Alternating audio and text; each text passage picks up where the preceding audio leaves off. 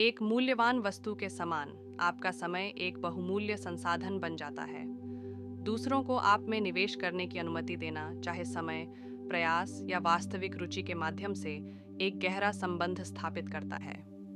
यह दृष्टिकोण गेम खेलने के बारे में नहीं है, बल्कि अपने स्वयं के मूल्य को पहचानने और दूसरों को इसकी सराहना और सम्मान करने के लिए प्रोत्साहित करने के बारे में है। नियम 5, उन्हें अपने जीवन का केंद्र न बनाएं। यह नियम वैयक्तिकता की भावना को बनाए रखने और अपने संपूर्ण अस्तित्व को किसी और के इर्द गिर्द न घूमने के महत्व पर जोर देता है।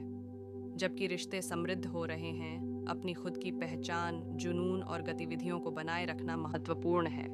किसी को अपने जीवन का एकमात्र केंद्र बिंदु बनाने के संकट से बचकर आप स्वतंत्रता और व्यक्तिगत संतुष्टि की भावना को बनाए रखते हैं। यह न केवल आपकी भलाई में योगदान देता है, बल्कि रिश्ते की गतिशीलता को भी बढ़ाता है।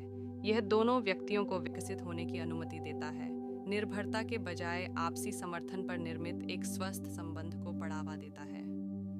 स्टोइक दार्शनिक सेनेका के ज्ञान पर विचार करें, जिन्होंने इस बात पर जोर दिया कि हर जगह होने का मतलब कहीं नहीं होना है। किसी को अपने ब्रह्मांड का केंद्र न बनाकर आप एक जमीनी उपस्थिति बनाए रखते हैं, अपने अद्वितीय गुणों और रुचियों से दूसरों को आकर्षित करते हैं। यह दृष्टिकोण उन्हें आपके चरित्र के बहुमुखी पहलुओं की सराहना करने के लिए आमंत्रित करता है, जिससे आप इस प्रक्रिया में अधिक आकर्षक बन जाते हैं। नियम 6, पहले अपनी ज़रूरतों को प्राथमिकता दें। पहले अपनी ज़रूरतों को प्राथमिकता दें। यह नियम किसी भी रिश्ते में अपनी ज़रूरतों और भलाई को पहले रखने के सर्वोपरि महत्व पर जोर देता है। अपनी योग्यता पर जोर देना और उन स्थितियों से दूर रहना ज़रूरी है जहां आपको कम महत्व दिया जाता है और आपके साथ वह सम्मान नहीं किया जाता जिसके आप हकदार हैं। आपको अपने स्वयं के मूल्य की गहरी समझ है। इस चैनल की सफलता में आपका योगदान सबसे महत्वपूर्ण है। आपकी प्रेरणा और समर्थन की बदौलत ही हम ये सार्थक सामग्री लाने में सक्षम हुए हैं। यदि आप चाहें तो सुपर थैंक्स के माध्यम से या हमारी मेंबरशिप ज्वाइन करके हमें आर्थिक रूप से सहायता प्रदान कर सकते हैं। यदि आप आर्थिक रूप से समर्थन नहीं भी कर सकते तो भी कोई बात नहीं, हम आपके लिए बेहतरीन वीडियो लाने की पूरी कोशिश जारी रखेंगे। आपका हर योगदान हमें और भी बेहतरीन वीडियो बनाने के लिए प्रेरित करता है।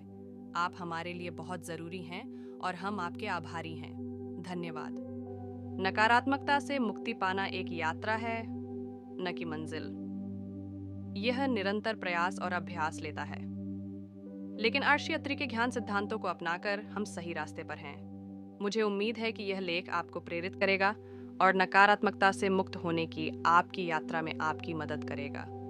कृपया ध्यान दें कि ये सिद्धांत विभिन्न स्रोतों से संकलित हैं और अर्शयात्री के प्रत्यक्ष शब्द नहीं हो सकते हैं। हालांकि वे निश्चित रूप से उनके शिष्यों और अनुयायियों द्वारा उनके ज्ञान और शिक्षाओं से प्रेरित थे। अर्शयात्री एक महान ऋषि थे जिन्होंने कई ग्रंथों की रचना की, जिनमें अत्रि संहिता, आत्रेय संहिता और चरक संहिता शामिल हैं। ये ग्रंथ हिंदू धर्म, दर्शन और चिकित्सा के क्षेत्र में महत्वपूर्ण हैं। अर्शयात्री के शिष्यों और अनुयायियों ने उनके ज्ञान और शिक्षाओं को विभिन्न माध्यमों से प्रसारित किया, जिनमें मौखिक परंपरा, लिखित ग्रंथ और व्याख्यान शामिल हैं। इन माध्यमों से अर्शयात्री के सिद्धांतों ने दुनिया भर में फैल गया और कई संस्कृतियों और परंपराओं को प्रभावित किया। ये सिद्धांत नकारात्मकता से मुक्ति पाने के लिए एक उपयोगी मार्गदर्शिका प्रदान करते हैं। वे हमें अपने विचारों, भावनाओं और व्यवहारों के बारे में अधिक जागरूक बनने में मदद करते हैं। वे हमें सकारात्मक सोच, ध्यान, क्षमा, दया, आशावाद और आत्मनिर्भरता जैसे गुणों को विकसित करने के लिए प्रोत्साहित करते हैं। इन सिद्धांतों को अपनाकर हम अपने जीवन में सकारात्मकता और खुशी को आकर्षित कर सकते हैं। आज के लिए बस इतना ही। सब्सक्राइब और शेयर करना न भूलें। अपने सुझाव कमेंट में ज़रूर दें। धन्यवाद। आशा है कि आपको आज की बातें पसंद आई होंगी। अगली बार फिर मिलेंगे। तब तक सुरक्षित रहें और स्वस्थ रहें। नमस्ते।